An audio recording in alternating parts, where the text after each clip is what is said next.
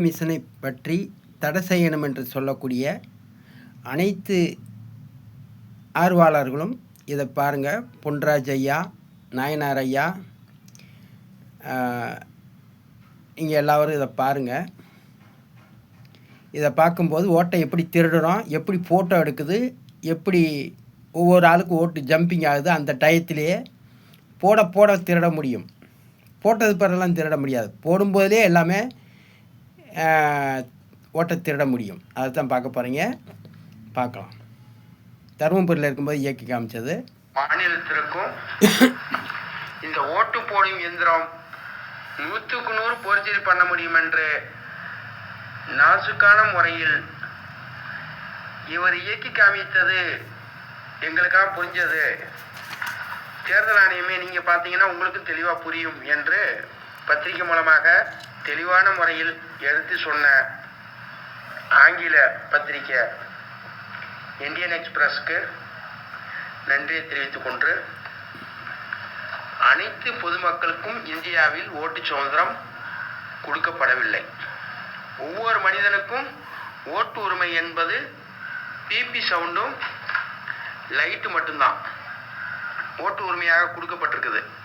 இது உண்மையா பொய்யா விளக்க வேண்டும் தேர்தல் ஆணையம். அதற்கு பிறகுதான் 2016 தேர்தலை நடத்த வேண்டும் இந்தியாவில், தமிழ்நாட்டில். அனைத்து கட்சி தலைவர்களே, நீங்கள் இந்த வீடியோவை பார்த்துவிட்டு இதற்கு குரல் கொடுக்காம நீங்கள் இருக்கக்கூடாது. இதை பார்த்த கட்சி தலைவர்கள், மாவட்ட செயலாளர்கள், மதிமுகவிலிருந்து வந்து பார்த்தாங்க இந்த ஊழலை. அதே மாதிரி விடுதலை சிறுத்தை கட்சியிலேருந்து வந்து பார்த்துருக்காங்க, பாட்டாளி மக்கள் கட்சியிலேருந்து வந்து பார்த்துருக்காங்க, கம்யூனிஸ்ட் கட்சியிலேருந்து வந்து பார்த்துருக்காங்க நேரடியாக. சரிங்களா? இப்போ பாருங்கள் சார், இது 5 வேட்பாளர் இருக்காங்க. 5 வேட்பாளருக்கும் 5 ஸ்டோர் ஆகக்கூடிய இடத்த காமிச்சிருக்கிறேன். இப்போ 5 பேருக்கு 5 சுவிட்சு கொடுத்துருக்கேன். ஆப்ரேட் பண்ணுறாங்க. எல்லா கட்சி தலைவர்களும் வந்து எந்த சின்னமும் யாருக்கு விழுலப்பா அப்படின்றாரு. இப்போ தேர்தல் ஆணையர் அனுமதிக்கிறாரு. இப்போ நான் வந்து 5ஆம் நம்பர் வேட்பாளருக்கு ஓட்டு போகிறேன். 5ஆம் நம்பரில் வேட்பாளருக்கு ஸ்டோர் ஆகுது, கவுண்டிங் கரெக்டாக காமிக்குது, போட்டா உங்களை எடுக்குது. இதான் போட்டா கேமரா. சரிங்களா? இதில் வந்து ஜெயலலிதா அம்மா, முதலமைச்சர் அம்மாவும் கவனித்து பாருங்கள். தேர்தல் ஆணையர் அனுமதிக்கிறார். 4ஆம் நம்பர் வேட்பாளருக்கு ஓட்டு போடுறேன். தேர்தல் ஆணையர் அனுமதிக்கிறாரு. 3ஆம் நம்பர் வேட்பாளருக்கு ஓட்டு போடுறேன். தேர்தல் ஆணையர் அனுமதிக்கிறாரு. 2ஆம் நம்பர் வேட்பாளருக்கு ஓட்டு போடுறேன். தேர்தல் ஆணையர் அனுமதிக்கிறாரு. 1ஆம் நம்பர் வேட்பாளருக்கு ஓட்டு போடுறேன். இதே இப்படி மறைஞ்சிருந்தால் உங்களுக்கு ஏதாவது தெரியுமா மக்களே? இப்போ 5 ஓட்டு போட்டிருக்கிறோம். இப்போ எந்த சுவிட்ச் அமுக்கினாலும் ஆப்ரேட்டிங்கில் ஆகலை. தேர்தல் ஆணையர் அனுமதிக்கிறாரு. 5ஆம் நம்பர் வேட்பாளருக்கு ஓட்டு போடுறோம். தேர்தல் ஆணையர் அனுமதிக்கிறாரு. 4ஆம் நம்பர் வேட்பாளருக்கு ஓட்டு போடுறோம். தேர்தல் ஆணையர் அனுமதிக்கிறாரு. 3ஆம் நம்பர் வேட்பாளருக்கு ஓட்டு போடுறோம். தேர்தல் ஆணையர் அனுமதிக்கிறாரு. 2ஆம் நம்பர் வேட்பாளருக்கு ஓட்டு போடுறோம்.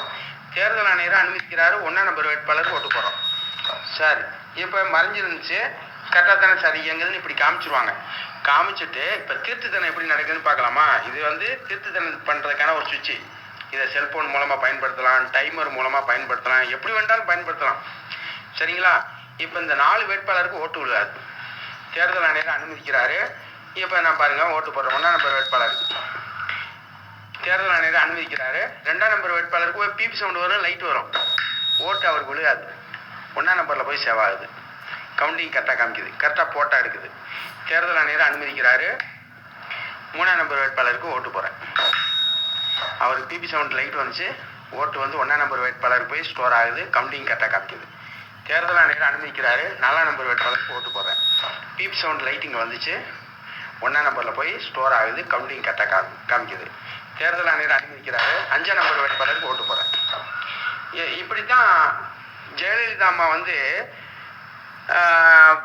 40 சீட்டு நாங்கள் வருவோம் அப்படின்னு சொன்னது இந்த மாதிரி போர்ச்செடி தனமும் திருட்டுத்தனம் பண்ணி தான் செவிச்சிருக்கிறாங்க. அவங்க மட்டும் இல்லை, இந்தியாவில் இருக்கிற அனைத்து கம்ப்யூட்டர் ஓட்டு மிஷினை பயன்படுத்திய பிரதமரும் முதலமைச்சர்களும் இந்தியாவில் இப்படித்தான் செவிச்சிருக்கிறாங்க. இதில் தேர்தல் ஆணையரை அனுமதிக்கிறாரு. ஓட்டு போடுறேன். இவங்களுக்கு பிபி சவுண்டு லைட் வருது சார். ஓட்டு இங்கே போய் சேவ் ஆகுது சார். கவுண்டிங் கரெக்டாக காமிக்குது சார். போட்டோ எடுக்குது சார். தேர்தல் ஆணையர் அனுமதிக்கிறாரு. ஓட்டு போடுற 4ஆம் நம்பர் வேட்பாளருக்கு எப்படி போர்ச்சேரி நடக்குதுன்னு பாருங்கள். தேர்தல் ஆணையர் அனுமதிக்கிறாரு. ஓட்டு போடுறான். தேர்தல் ஆணையர் அனுமதிக்கிறாரு. பொதுமக்கள் ஓட்டு போடுறான். தேர்தல் ஆணையர் அனுமதிக்கிறாரு. பொதுமக்கள் ஓட்டு போடுறான். இப்போ கரெக்டாக இயங்கிறத பார்க்கலாமா சார்? இப்போ கரெக்டாக இயங்க போகுது. தேர்தல் ஆணையர் இப்போ எந்த இது அமுக்குனாலும் வேலை செய்யாது சார். தேர்தல் ஆணையர் அனுமதிக்கிறாரு. ஓட்டு போடுறான். அங்கங்கே ஸ்டோர் ஆகுதா? கவுண்டிங் கரெக்டாக காமிக்கிறான்னு பாருங்கள். தேர்தல் ஆணையர் அனுமதிக்கிறாரு. ஓட்டு போடுறாரு பொதுமக்கள். தேர்தல் ஆணையர் அனுமதிக்கிறாரு. பொதுமக்கள் ஓட்டு போடுறாரு. தேர்தல் ஆணையர் அனுமதிக்கிறாரு. பொதுமக்கள் ஓட்டு போடுறாரு. இதே வந்து இந்தியாவில் இந்த கலைஞர் ஐயாவும் ஜெயலலிதா அம்மா கட்சிக்காரங்களும் டிஎம்கே கட்சிக்காரங்களும் ஏடிஎம்கே கட்சிக்காரங்களும் ஒரு இவிஎம் மிஷினை என்கிட்ட கொடுத்தீங்கன்னா அந்த இவிஎம் மிஷினில் 2 கட்சிக்காரங்க டிஎம்கே கட்சிக்காரங்களும் ஏடிஎம்கே கட்சிக்காரங்களாம் ஓட்டு போடட்டும். நான் ஒரு நாயை நிப்பாட்டி அந்த நாய்க்கு ஒரு பேர் வச்சு அந்த நாயை வெற்றிகரமாக செவிக்க வைக்க ஸ்டாப் பண்ணியிருக்கிறேன். இதை ஸ்க்ரீன்ஷாட் எடுத்து பார்த்தாலும் உங்களுக்கு தெளிவாக தெரியும். ஸ்க்ரீன்ஷாட் எடுத்து பார்த்தீங்கன்னா 25 ஓட்டில் யார் லீடிங்கு என்பது தெரியும். நான் அவங்கவுங்களுக்கு ஸ்டோர் ஆகிறத இடத்த காமிச்சிருக்கேன், உள்ளுக்கு இயங்கிறத. இது மாதிரி நடைமுறையில் உள்ள இவிஎம் மிஷினை நான் செய்து காமிக்க தயார். ஆகையால் நேரடி ஒளிபரப்புக்கு வாய்ப்பு கொடுக்க வேண்டும். விஜய் 100 ஓட்டு போடட்டும். இப்போ அவங்களுக்கு லெட்ரு அனுப்பியிருந்தேன், அதை கொஞ்சம் பார்த்துடலாம். லெட்ரு நான் அனுப்பியிருந்தேன். அதுக்கு பூரா எனக்கு அக்னாலஜ்மெண்ட் கார்டோட எனக்கு வந்துருச்சு என்பதை உங்களுக்கு நான் தெரியப்படுத்தணும்ல. நன்றி.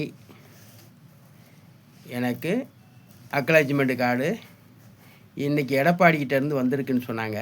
அக்னாலஜ்மெண்ட் கார்டு இந்தியன் போஸ்ட் ஆஃபீஸ்லேருந்து எனக்கு ஃபோன் பண்ணாங்க, கொண்டு வாங்கன்னு சொல்லியிருந்தேன்.